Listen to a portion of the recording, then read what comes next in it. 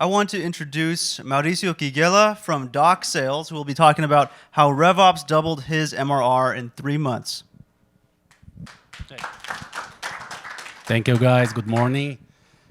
So thanks for being here. So I had a problem this morning because the title of my presentation was wrong, and the previous speaker was not here, and the room was empty, and I thought, oh my God, what the hell is going on with my speech? So I'm from Brazil, and I'm very happy to be here. You're too? Yeah, great. And I'm very happy to be here. So it's a big challenge for me to talk to this such qualified audience, especially in English. That's my first time that I speak in English, give a speech in English. So I'm kind of terrified, but that's okay. I'm gonna do my best and I hope you enjoy. So where's my control? Okay, so let me give you first a context about Doc Sales. So we are a contract and proposal automation platform. So what we do, we help sales reps to prepare sales documents and close deals with signing, processing the payment, and so on. So we add a kind of automation layer on the top of the CRM. So the sales reps just need to drag the opportunity card from one phase to another phase, and the magic happens in the background. So we started this business in Brazil 2 years ago. The idea was to be international first, but then we were caught by the COVID pandemic. Actually, we and everybody else, right? And we had to change our plans. And then we focused for the first 2 years in the Brazilian market. So we had to adapt product and everything because we had to focus on Brazil. And since May, we are focusing on the US market. So over the next 20 minutes, I'm going to discuss a problem that we faced on Doc Sales about a year ago. So basically, what happened was I thought my business was not scalable. We were growing. Actually, we were selling, but we were not growing. Our growth rate was flat during like 6 months in a row. And I thought, oh my God, what's going on?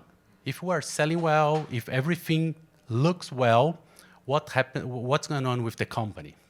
So at the time we were at the $26,000 or $30,000 in MRR. This is all MRR. Now you can see that from June on, we started growing faster. So we were able to solve the problem. Look at this. In a year, we doubled our ARPU. We tripled the number of paying customers. Our churn rate was at a very reasonable rate. So for the stage of Doc Sales was really good. And in October 2021, we prepared this report to our investors, and we showed the problem. So if you take a look on this graph, you're going to see that the growth rate was flat for several months. And at the time, we listed a lot of actions that we would take to solve the problem in terms of lead scoring, customer support, lead qualifying or lead generation, and so on. So we thought we knew the problem. We thought we knew how to fix it, but in fact, we had no idea about what was going on for several months. I am on my 4th company, 2 exits, and when I faced this problem, I thought, oh my God, what can I do? What I'm doing wrong, you know? So what's going on with the company because we're facing this kind of problem? So the first conclusion was even small companies have a very high complexity. And I made some mistakes on the beginning of the company, and that caused like a higher complexity than I could have. First of all, we should start selling to one persona and one ICP.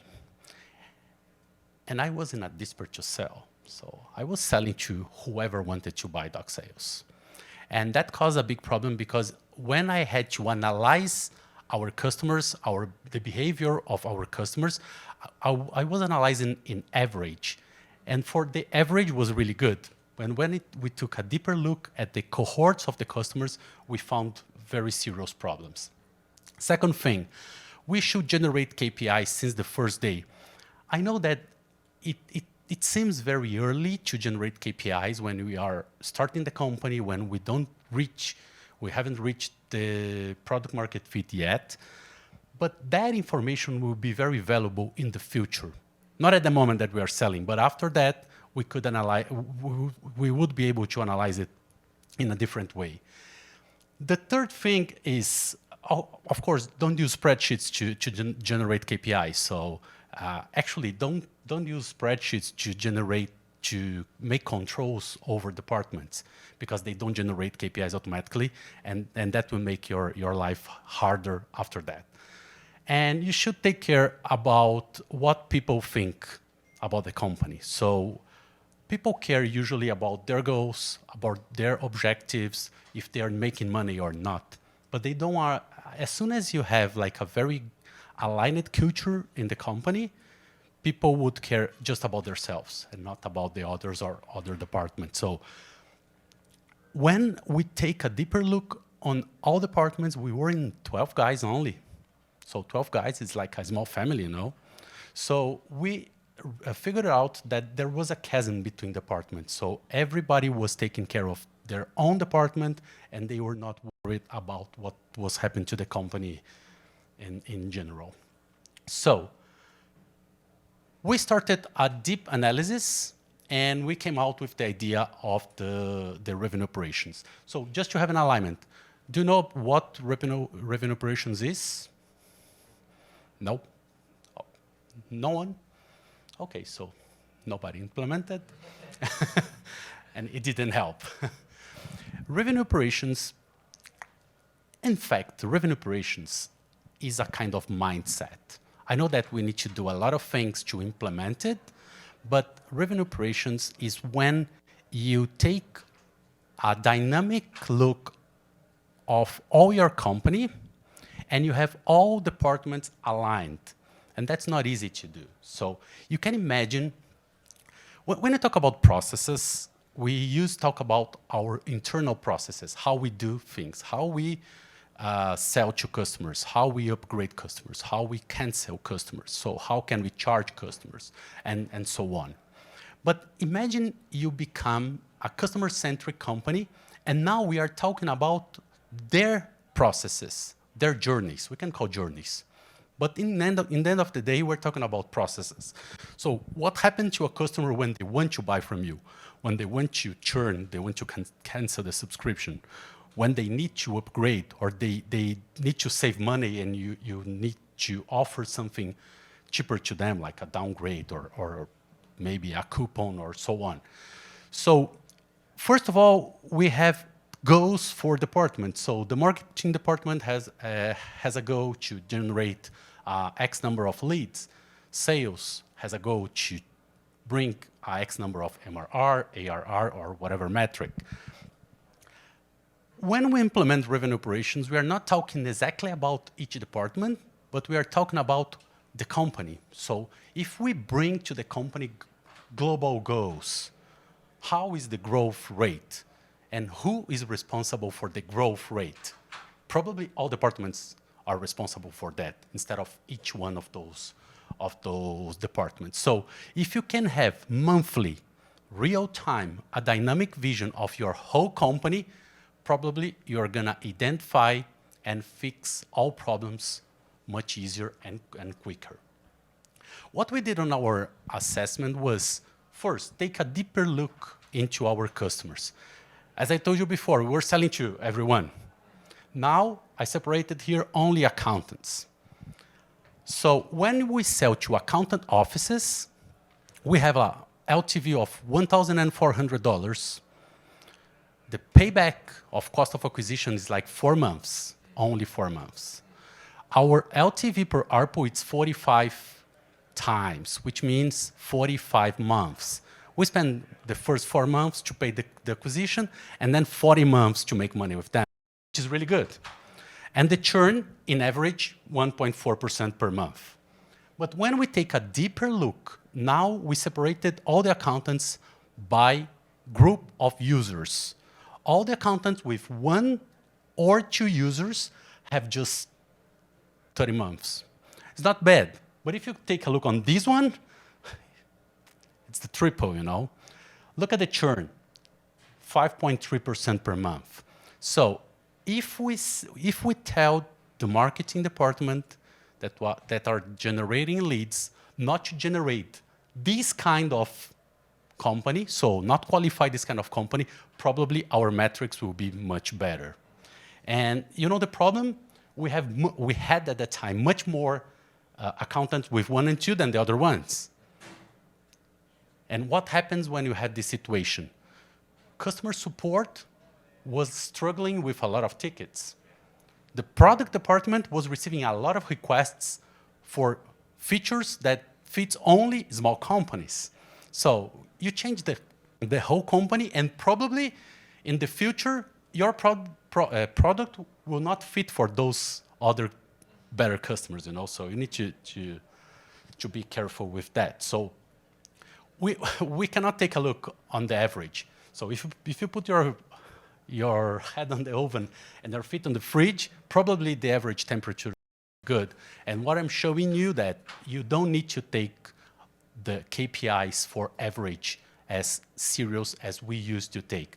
And if you go to these regular dashboards and KPI software such as ChartMogul, Profitwell, and so on, we use Profitwell and we like them, but they don't show this kind of reality to us. They show the average only. So overall churn is not the most important KPI. We need to take a deeper look into the customer. There are many ways for us to predict customers or predict what they will do, their behavior, based on engagement, based on the behavior, based on the number of tickets, based on how they add or remove users to the platform, how they interact to the platform. So if we can put some KPIs on this behavior, we can identify, track, and put some triggers on this behavior, we can predict problems like months before, and then we can take actions. And this is going to save us a lot of money in the future. So the tip here is don't look at churn.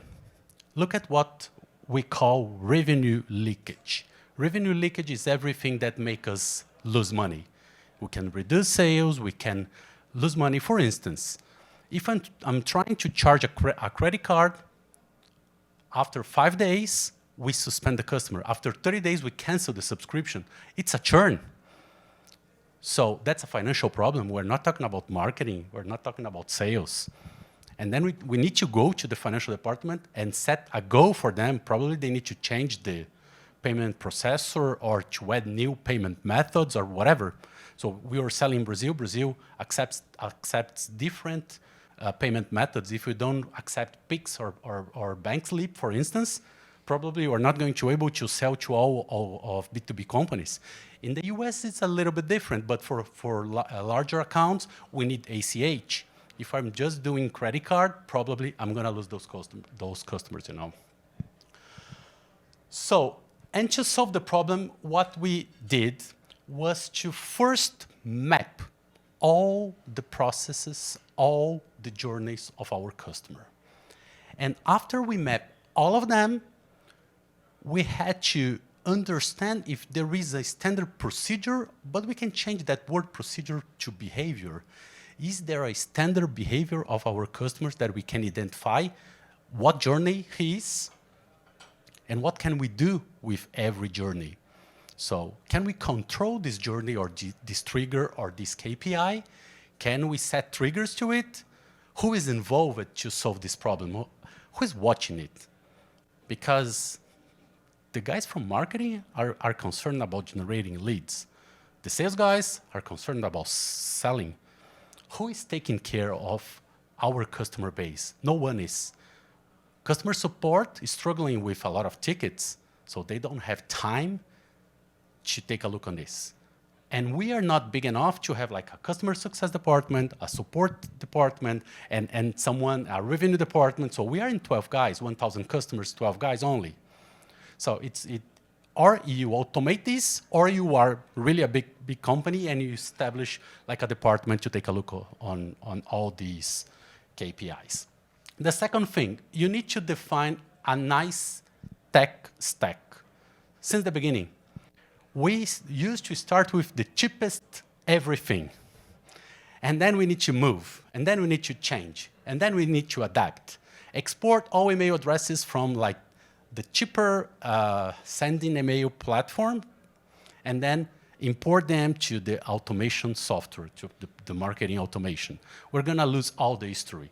We're gonna lose all the metrics. We're gonna start generating information from zero.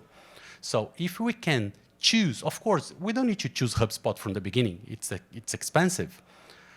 But we can use different platforms and we can generate information to a central platform. We choose Power BI to do that. So regardless the information we are using or the platform we are using, all of them generate information to Power BI. So we don't lose the history. The historic information are there. So we can generate KPIs and compare doc sales now, doc sales 6 months ago, a year ago, 2 years ago. And this is really, really important. And the logos are our choice, so it's our own tech stack, okay? And the last thing, it's about culture. So we need to set global goals. And in order to set global goals, we need to have global KPIs. And this is really important because we need to bridge the chasm.